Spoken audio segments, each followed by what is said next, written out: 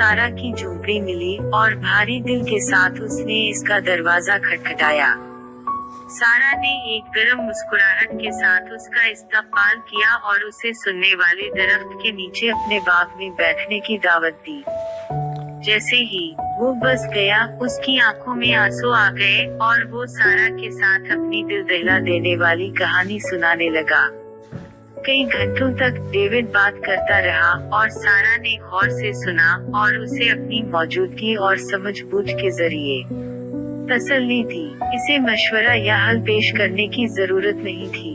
इसका तोहफा सिर्फ ये था कि वो इसके लिए वहाँ मौजूद हो जब उसे उसकी सबसे ज्यादा जरूरत हो, तो उसे कान लगाना था।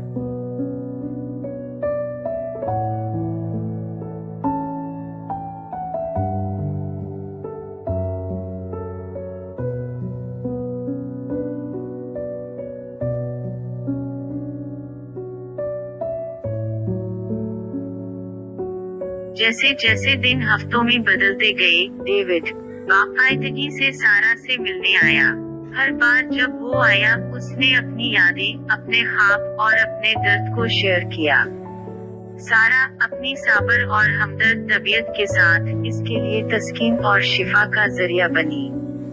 उसने गम के इस तूफान को नेविगेट करने में उसकी मदद की जिसने उसकी जिंदगी को बादल बना दिया था।